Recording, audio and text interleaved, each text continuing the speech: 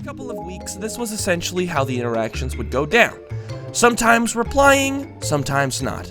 Confusing me because the times we would talk, it would feel like she was interested. But at the same time, I would see her not opening my snaps, but posting on her snap stories, showing slightly revealing photos, and well, yeah, definitely was getting mixed messages here. This video was brought to you by Amino. Amino is an incredible app full of online communities all relating to your interests, and I guarantee it, I'm gonna say this right now, you'll find a community that relates with you. From your favorite games to your favorite shows and movies, Amino is full of incredible communities that gives you the opportunity to meet many new people and make many friends. With features like online chats to creating polls in your community, anything is possible with Amino, and with over 10 million downloads, people, rest assured you will find a community that you fit into right away over on Amino. And as of right now, I have just gone over on the Fear Raiser community page on Amino and just put down a Q&A, so feel free to download the link, hop on over there and ask me any question you desire. So if you want to check out Amino, be sure to do so by clicking the link down in the description below. Oh, hey, what's up? Oh my God, man. Oh, this flu's killing me. This flu's killing me. Okay, you know what? I feel like this isn't working right now with the sunglasses. So let me just quickly, wait. Ah, there you go. Now I can see you guys. What's up? How's it going? Welcome to the channel. Guys, we're back with another story. Are you ready? Because this one's gonna be good. So look, I know I've told a lot of dating stories to you guys, and look, like, you know, what can I really say? I've just gone on a lot of dates, and dates are just very memorable, especially if they're out of the ordinary, which always happened to be the case for me. I think the only normal, really great date I ever really had was with my current girlfriend right now, and it was hilarious. We had pizza in the car, and it was nice. It was so nice. But besides the point, the previous dating story I told was juicy, but this one is pretty spicy. And you, my friend, just clicked on a spicy Fear Raiser story, and you know what that means. Go grab yourself a glass of milk right now and prepare yourself to down all of that, because once this story's done, you're gonna need it. I have been waiting to tell this story for eons. No, but seriously, I've been waiting to tell this story for a while. As I'm sure you've noticed, a lot of my dating stories have all had a theme of craziness that seems to take place during the date or whatever interaction that ends up happening, which is why I need to reinforce that this story, is probably one of the most insane dating stories I've yet to tell. So stick around, because this bad boy might need a part 2. So this story takes place last summer, a time where I was unsure where I was going with my life regarding if I was going to continue staying in Toronto or move back home. Because if you didn't know, Toronto is not the cheapest place to live. During this time, I wasn't exactly getting out a whole lot, and in terms of meeting new people, it was definitely not something that I got to do very often. I mean, I used to walk downtown Toronto just about every day, and if you think you can make friends with random strangers in the city, I would love to see it, because I can tell you from personal experience that that is not something that's likely to happen. So here I am, just trying to do what I can to get by, you know, making YouTube videos and just overall just trying to have a good day, I guess. Not a whole lot was really going on, and I hate to say it, but being single kinda really pulled me towards Tinder and, you know, online dating apps. Look, okay, when you're bored and you're single and you've just got nothing better to do, you know what I'm talking about, okay? You just find yourself attracted to go back on that swipe grind. You know what I'm saying? I know many people out there can vouch for me, okay? Don't look at me like this is weird and new to hear. Unless you're a kid, then prepare yourself for a very strange future. It's a real feeling, okay? I see those judgmental eyes. Sheesh! So here I am on, you know, online dating apps, doing my thing, matching, unmatching, rejection, all of that fun stuff. And to my avail, I wasn't really going anywhere, okay? Like, I was getting matches, but I was just not really sure how I felt about them. As time went on and nothing really came out of my free time, I had eventually decided to take a trip back to my home province to visit my family, since hey, why not? This is where things begin to pick up with this girl I met.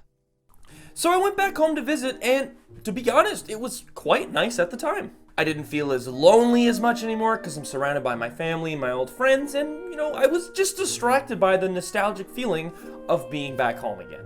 Which I'd like to add, when you live away, is always a nice experience to behold. So my family had decided that we wanted to go see some family around the bay. And here in Newfoundland, the scenery is phenomenal. It's fantastic. It's gorgeous. It's unlike anything you've ever seen, especially around the bay. It's quite phenomenal, actually.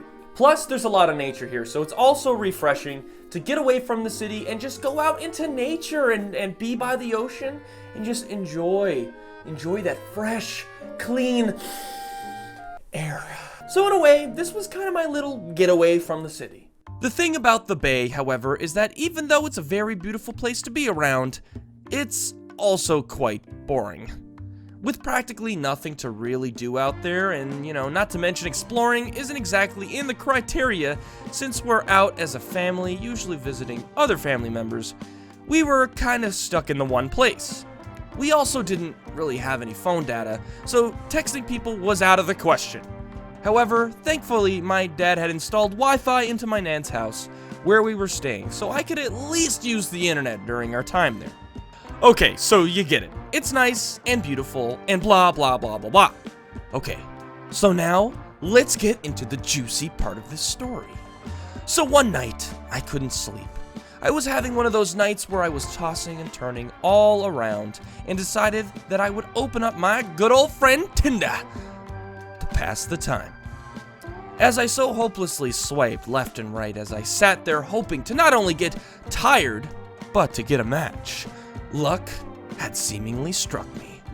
I ended up matching with this pretty hot girl who at the time I thought was worth a shot, and decided to drop her a message, who we'll call Stephanie.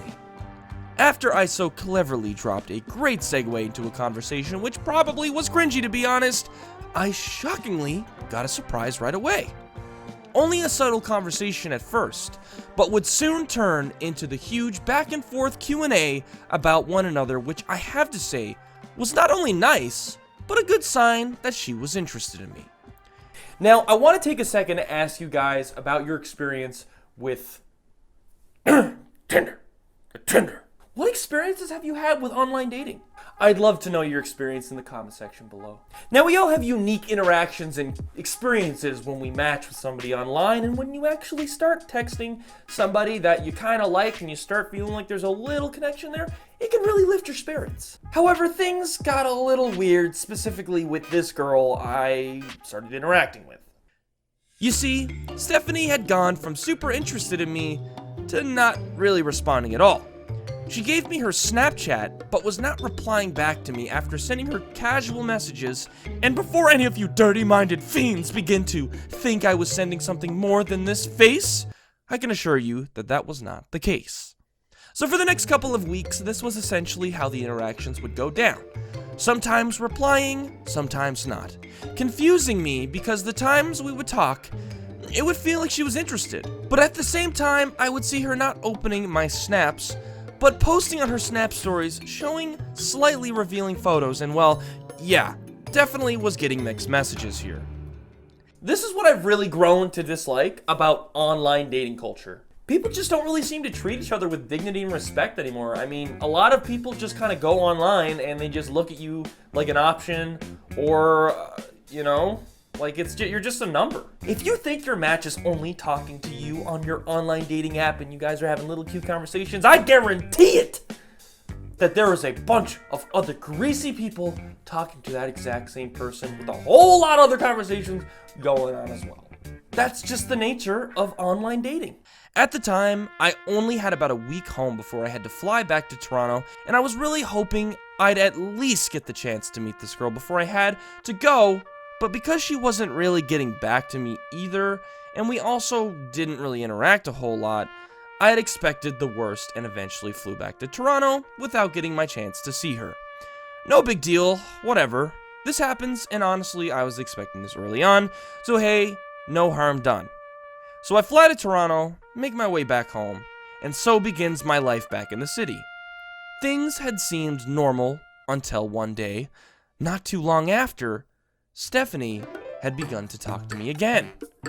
A lot more than normal, which at this point I didn't really see a point, since we were now in 2 separate provinces, but I decided to say screw it and go for it anyways. So we continued to chat, and before I knew it, we were talking every single day. Now I understand that things really didn't seem to work with this girl at first, but oddly enough, things started to actually get better. That soon had all changed, as I would soon discover something not so great about Stephanie. So if you want to find out the juicy, spicy details, be sure to leave a like and subscribe for part 2. That's right, guys. The story was so in-depth in what actually happened, I had to split it into 2 parts. So if you want to stick around and see what happens next, again, be sure to leave a like, be sure to subscribe to the channel, and leave a comment in the comment section below, guys. I'm really curious about your experience with online dating as well. So be sure to do so. And let's have a little chit-chat, you know what I'm saying? Alright, guys, well, thank you so much for watching, and I will see you in the next video. Toodles!